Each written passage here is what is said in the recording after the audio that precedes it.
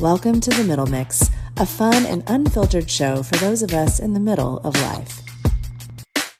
Hey Middies, welcome back to another episode of The Middle Mix. I am your host, Britney, coming at you from my living room here in Houston, Texas. I'm so happy to have you back for another episode of the show where I really want to break down some things from the 90s, all right? We all love the 90s, do we not? I love the 90s. I'm a child of the 90s, born in 1980.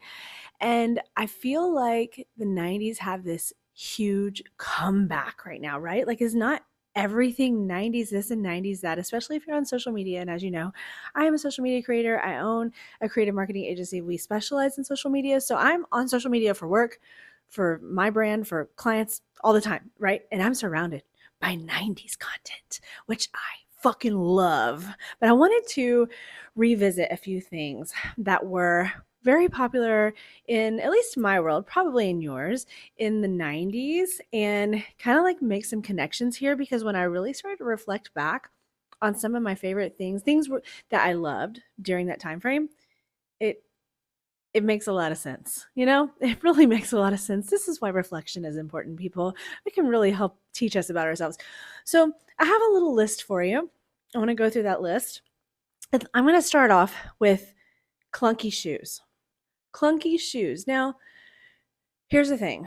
Clunky shoes were so popular then, but also now. Like, I'm seeing this. And in fact, I have a pair of Steve Madden, like, platform clunky-ish sandals. Are they sandals? That I actually owned a black version. These are white. I owned a black version of them in the 90s in middle school. No joke. Like, it's like the same fucking shoe. It's the same fucking shoe.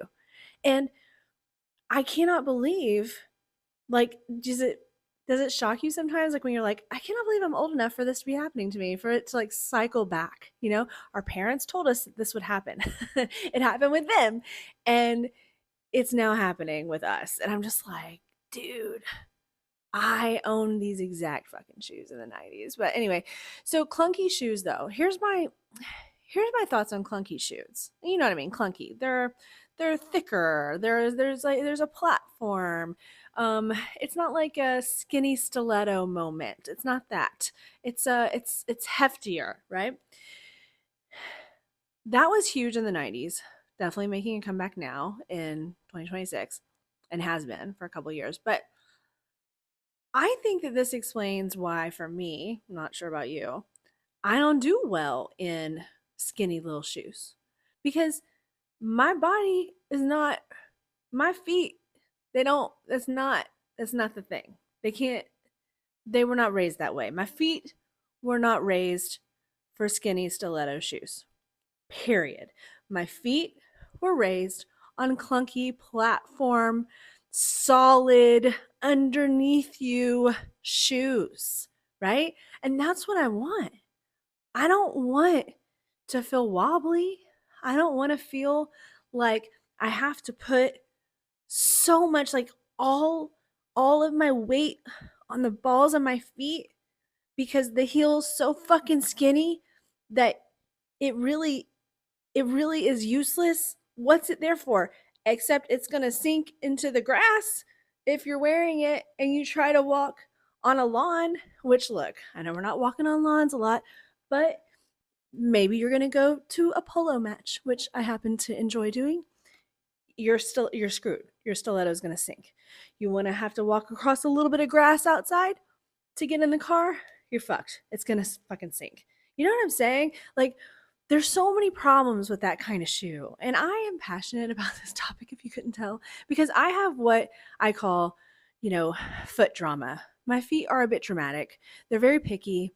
They're big. I'm a 5'10" woman and I wear a size 11 shoes. Let's go ahead and just establish that right now. Shout out to my fellow, tall ladies. And on top of that, it's like my feet just don't, like, they refuse to cooperate if it's not the exact, like, right position of my foot. So these clunky shoes from the 90s would do that, right? They weren't, these shoes I'm talking about, they weren't at this, like, angle, the sharp angle that that you have to be at if you are wearing like a tall heel. It was more leveled out because it's a platform. And so either it's flat and you're still able to just like have a flat foot even though you're up high on a platform, or it's just slightly angled. And you're not like all your weight going onto the balls of your feet. So I think that this is why, because I grew up wearing these clunky shoes, this is why I just, I'm 45 years old right now, and I still just would struggle if someone put me in a real high heel where I was like walking around tippy toe basically all the time. Unacceptable. Absolutely. And now, will I wear a heel? Will I wear a pump? Will I wear the platform? And the, of course, but very picky about it. Also, it's probably not good for us, right? I know, like, I know this makes me sound, this doesn't make me sound like a grandma. I know it does, but I don't care because my feet are precious. And I grew up dancing, so maybe that too. Maybe that like messed with my feet some and made them a little bit more like sensitive Susans. I don't know. Bottom line is the clunky shoes from the 90s have stuck with me all this time because I cannot do anything else besides that kind of a shoe. We need something solid under us. We need the support. Okay, I'm gonna talk. I could talk about that for like an hour. Next on the list, I'll spare you. Like 6 minutes of that was enough. Let's move on. Next on my list, jeans, straight up jeans, blue jeans, denim, jeans, jean. I'm wearing jeans right now. Jeans were such a huge part of the wardrobe in the 90s. And there's definitely like a baggy vibe, some, but we did also start to do like the skinnier ankle roll thing. And there was a variety of jean looks in the 90s, right?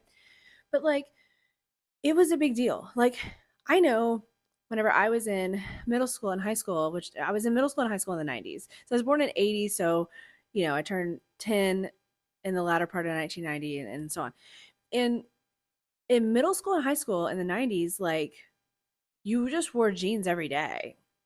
I mean, like you could wear something else, but like also I was in small town Texas and it was probably a little bit more common to be a little bit more casual. I get it. It's different in different parts, but like this was normal to wear jeans. In fact, it was like the go-to. It was what you wanted. You wanted like several pair of like cool jeans. And this love of jeans has continued for me. As I said, I'm wearing them right now. I wear them all the time. And what's so funny is that in more recent years, as we all know, leggings are very popular, stretchy legging kind of thing. And so many people, like there's these funny memes on social media that say like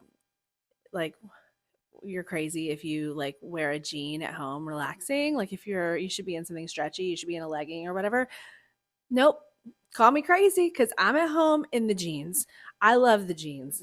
They feel so good. Like I don't want everything to be all stretchy. Like sometimes I want a denim on my body. I want it just just snatch everything in, get your jeans. It's like they just feel good on the bod. I don't know.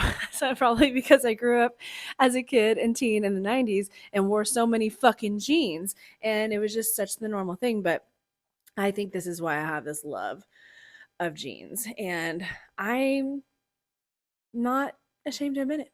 And I'm not going to wear leggings all the time. I'm sorry. I do love a legging for the right scenario. I really do. I have succumbed to the Lululemon thing because I like them. They're nice. They're nice. They're really nice. They really are. And I have a couple pair and I wear those, to yoga and if I'm in some other situation where it makes sense, we're going to wear some leggings. It's cool. But that's not my uniform. It's not my uniform. Jeans are the uniform. Denim. Denim long jeans, denim shorts. I'm going to wear a denim short. I'm going to wear a fucking denim short forever. I just bought a pair of denim shorts at Target. Thank you very much. This past weekend, I went with my children, and I haven't bought anything at Target in a while, which, speaking of the 90s, Target in the 90s, fucking so much fun. You get the popcorn, right? You get the Target popcorn and the icy. I don't know. It doesn't get much better than that. I mean, I do love my Diet Coke. Oh, a Diet Coke icy. Is that a thing? Can we make that a thing? Seriously. Okay. Anyway, I digress. So we're at Target, and because I am such a tall gal, I can't usually just shop just anywhere for anything. Like it's because whenever you're a really tall person, like everything is longer and larger. Like it's just literally every body part. And so it makes it hard to buy average sizes. And so I'm not able to usually just like go to Target and pick up a little, inexpensive, cute item. It just doesn't happen a lot. But I saw these denim shorts, and it even said like they branded them 90s baggy short or shorts, whatever. And I was like, I have to have these. They're $28. They're $28. How am I going to not buy that? I tried them on. They're a button fly. A button fly. How much more 90s does it get? How much more perfect? Also, by the way, especially those of you like me, maybe you had C-sections, you've been pregnant multiple times, and then like your abdomen is just not like the area is just never, it's probably just never going to be the same. Like, let's face it, a button fly, you may as well be wearing a corset. It's amazing. It just like brings everything together. It just holds you there. You know what I'm saying? Like a zipper is a little flex to it, and not a button fly. That shit's gonna button. It's gonna be right there. It's not gonna flex. I fucking love it. I love it. I love those shorts so much. Denim shorts. Do we call all of them jorts no matter what? If they're jean shorts, jorts? Or are they only jorts if they're longer denim shorts? Or if they're cut off denim shorts, are they jorts? It's a very fascinating conversation. Anyway, jeans in the 90s, big deal. Z Cavaricci, right? Jabots. Of course, like a Levi and the Gap. The Gap denim. Yes, please. Yes, please. These were all just like staples, and it was so exciting to have these cool jeans. And you know what? I'm still onto it. And I'm gonna be a jean girl until the day I die. It's fine. Jean girl till the day I die. All right, next on the list is sitcoms. 1990s sitcoms. This is a huge part of my life in the 90s. Even deeper probably than the average bear, because I wanted to be on the sitcom. So that if you know me, you know I've been a performer since I was a child. Started off dancing, got into more acting, theater, did a little bit of television and film here in Texas, a lot of theater, straight plays and musicals, and so all the things. And I always just, it was always the plan was to be an actor. The thing that made me want to be on television, because children back in the day, we didn't have social media, we didn't have streaming, we had to be on regular television if you wanted to, do this kind of thing. It was Full House. Full House all the way. I just wanted to be on Full House. I wanted to be on Full House. I wanted to be like those kids on Full House. I recognize, like, wait a minute, those are actors. Those are real kids. This is a job, and they get to go and do it and be on a TV show and make people laugh. That's their life. Fuck yeah, that shit's for me. And so Full House was the inspiration behind me specifically really wanting to be on television, but also making people laugh all the time. And the sitcom in the 90s, like nothing beats it. Nothing beats the 1990s sitcoms. If you don't know, it stands for situational comedy, and they were epic. And we still have some sitcom-ish shows, and we have lots of funny things to watch, of course, but the 1990s sitcom was just it's just legendary, right? I wrote down a few of my favorites. So in addition to Full House, Family Matters. Come on, Family Matters. If you didn't watch Family Matters, go back and watch it. We should go back and watch all these, right? Just like have a feel good moment on like a random Tuesday night. Goals. All right, Full House, Family Matters, step by step, day by day, right? How I don't know how the rest of the song goes, but it was so good. Suzanne Summers, what? What? She's in the sitcom and she's what? It was so fucking good. I love that shit. What do they have? Like TGI Fridays, like TGIF, thank God it's Friday, and you had the shows and all this stuff, right? Also, of course, Fresh Prince of Bel Air.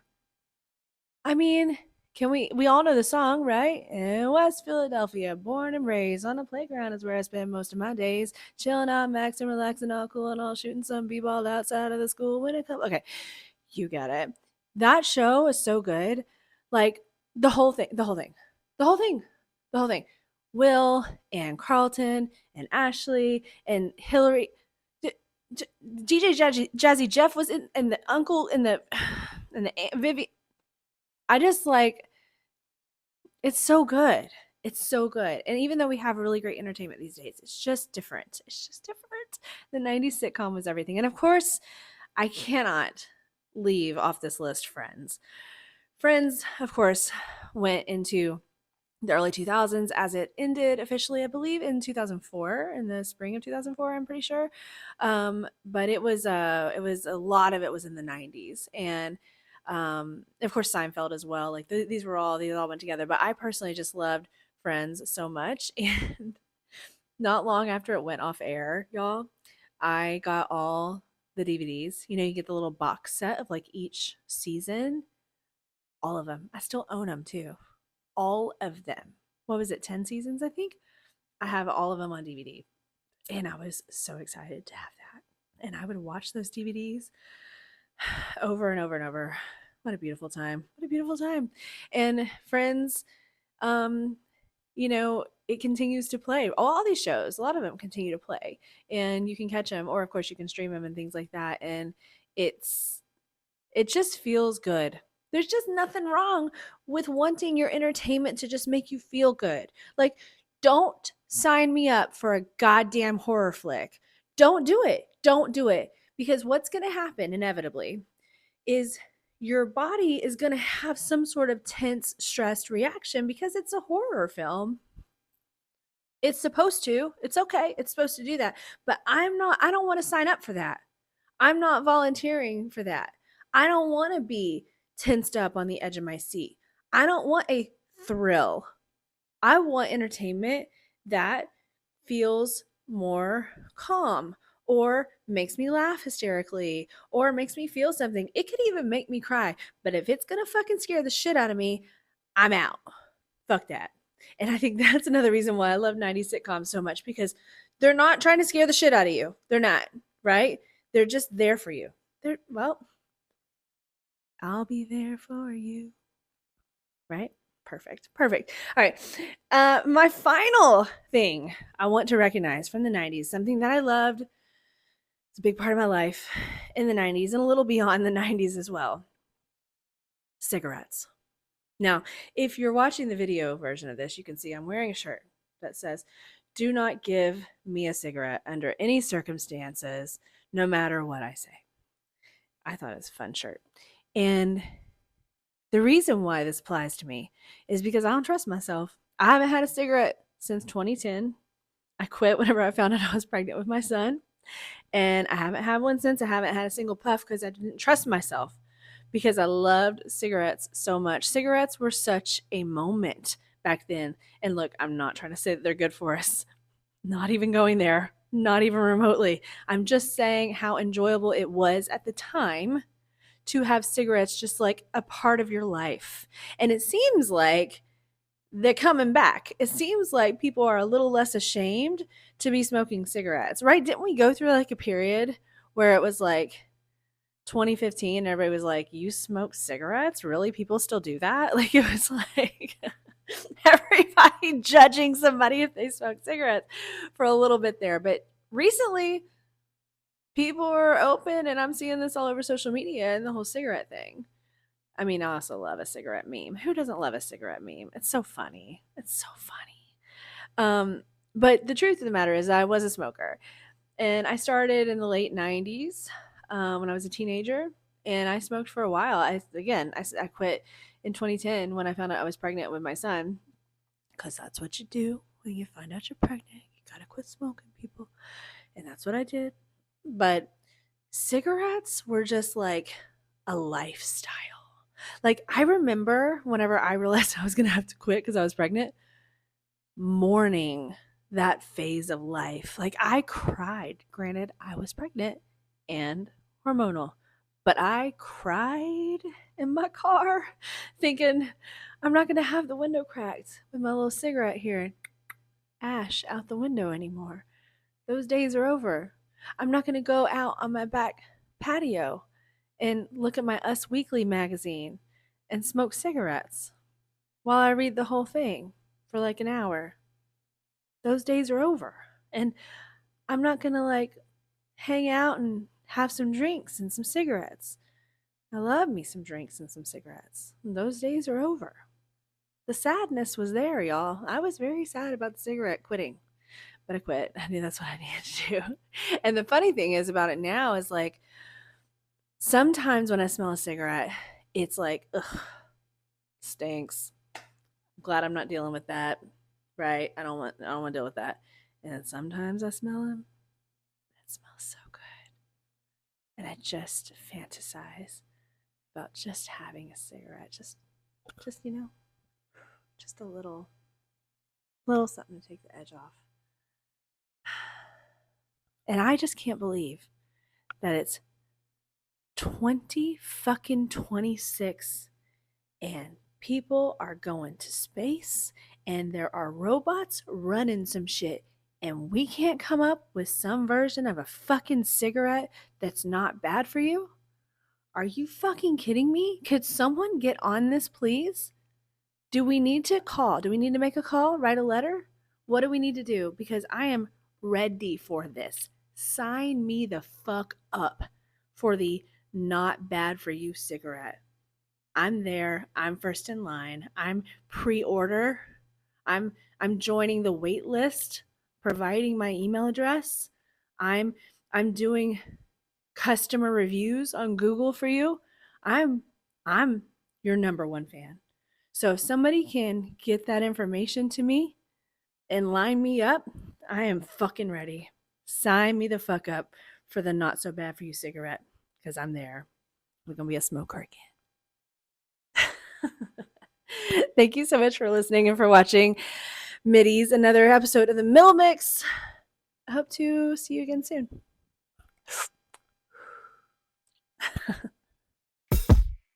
The Middle Mix is a Fun Love Media production. funlovemedia.com.